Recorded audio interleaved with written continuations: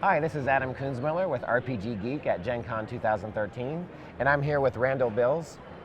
Catalyst Game For some Labs. reason, I thought I messed your name up. I don't know why. No, it's all But good. we're here to talk about Cosmic Patrol. So, Randall, what's Cosmic Patrol? Cosmic Patrol actually it was our graphic design guru Matt Herrett.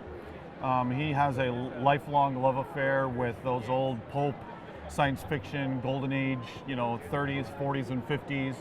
And he brought us a proposal a couple years back, and the cover was almost literally just that. Yeah. And I'm like, yeah, I don't even have to read your proposal. I am sold. Sold. As long as the rest of it is as good as that, I'm good to go.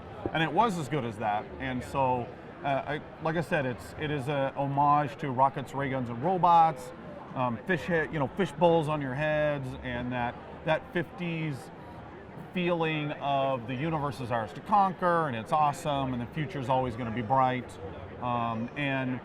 As you can see, particularly after the looking at Shadowrun, Yeah. it is a very thin book. And this actually, again, is our kind of homage to the great indie revolution in RPGs. I have a whole shelf of those. Don't get to play them nearly as much as I want, but they've brought a ton of really good, new, innovative ways in which to roleplay. I think one of the things that these styles of games really bring to the table is that you don't have to have one person in your play group put hours and hours of preparation time Exactly. and be solely responsible for the enjoyment of your group of people. You can just come together and have time and have a really interesting playthrough. Absolutely, and that's one of the key aspects of Cosmic Patrol is it's GM-less.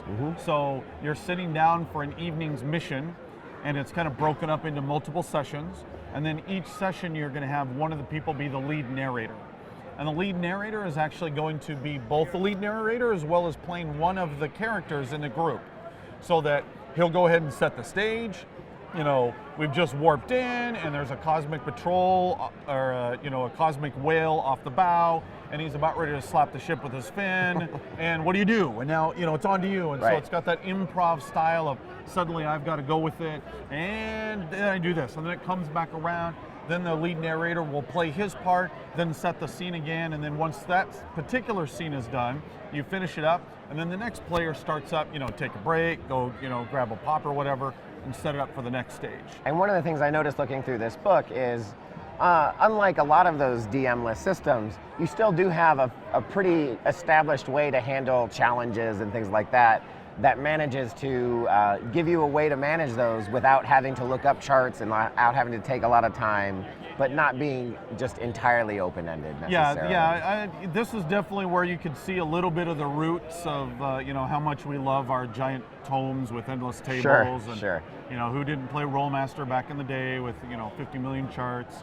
There definitely is a dossier character. You have some different dice for the different stats you're going to do. One of the great things that Matt came up with again was what we call our cues system. So each one of these are kind of like movie taglines for those who ever watched MS3TK. It's Dirk Hardback. It's just something that's really fun and evocative that applies to what that character might say. And so again, if you think of those cheesy action movies, again, it's that one-line tagline. And the nice thing about this is it means that if somebody sets a scene for you and then they do their actions and it comes to you and you're suddenly at a total loss, you can do a quick view in here and go, oh, I do that for Mars. And then that might spark your imagination and keep you going. So it's a nice, easy way to both track, but also kind of act as that initiation or that spontaneous generation of excitement you might need to kind of push you forward in the game. And I noticed also you have these different systems that you can go to, and when they're described, they also have tags and cues to let you know kind of what kind of experience they might support, right? Yep, absolutely. So if we go to Mercury or Platform Hades, we know that it's hot, resource-rich, industrial powerhouse, it's a shared world, and it's tidally locked. But then there were other ones in here that talked about, the notions of the government and stuff like that. And there's robots here, or there's giant sea creatures here. Well, and if you also look in the back, the mission, which is basically, a 2 or 3 page jumping in for an evening's play, we have the exact same thing. The objectives, cues, tags. Again, it was all about trying to have fun, fast, quick ways for whether it's the GM or the lead narrator or even a character to kind of clue into a word, grab it, and run with it. So let's say I'm coming together with my group of friends and there's 5 of us and we're just now starting the evening. How long does it take from picking up the book to where we're actually role playing and we've done the setup of the world we're in and all You know, of that? I've heard of people doing it in less than 15 minutes. Great. And in fact, you know, you can walk by our booth if you guys want to walk by our booth. Tina's there running the Cosmic Control, and again, same thing. She'll get you going in. Well, she's so good at it. She'll get you going. She's in doing like it all 5 day minutes. long, right? But literally, it's like probably 15 minutes or less. You should all be playing. All right, great. Well, that was Cosmic Patrol. When's it coming out? Yeah, when's this coming out? It's actually out. It's been out for about 2 years now. We're basically doing one of our little red books a year. So last year we came out with Into the Cosmos, which explores a little bit more the universe behind it, includes some more characters and missions. Are the red books related to each other? or- They are. They're all set within the same universe. It just kind of provides a little more for you if you know, again, more worlds to go visit, more systems. How many of those books are out now? There's just 3. The newest one that just came out is called The Moon Must Be Ours. The basic concept is you have the Martians. Sounds and like really good classic Heinlein titles, right? It is. It's the Martians and the Venetians and the humans that make up the Cosmic Patrol, the grand union to stave off the universe.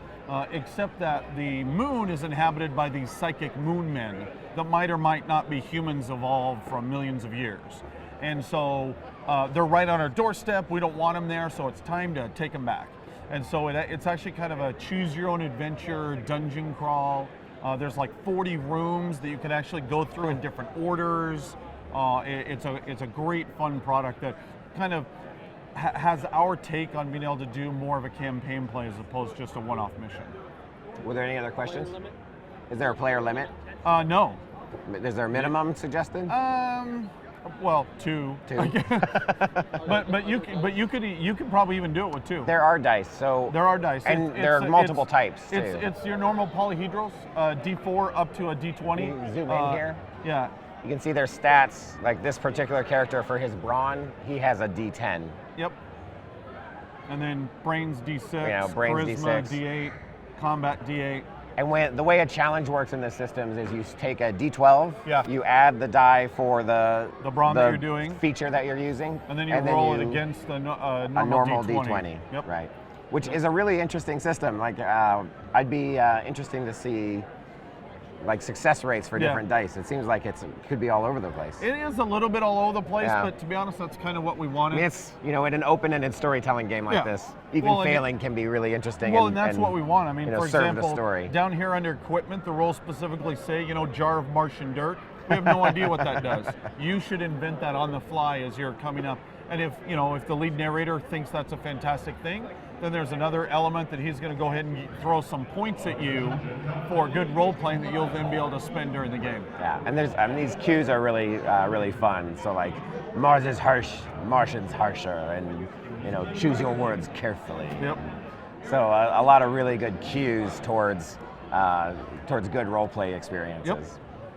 What Very percentage cool. of the book is rules versus story? Oh, geez. So the question is, what percentage of the book is rules as compared to story or like example characters? So before we came on, I was explaining that for those that follow us, I've been writing for BattleTech forever, and I believe that there's an example in Tactical Operations that is longer than this entire rule set.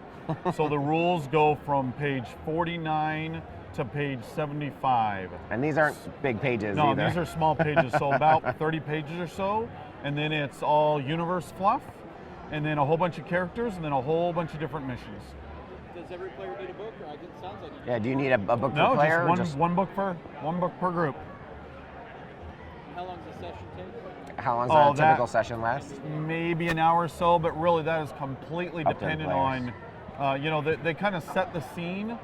There might be 3 scenes in a given mission, but again, the rules say, hey, if you're having a blast and you suddenly find a new scene Yeah. that you want to introduce, keep playing. Sure.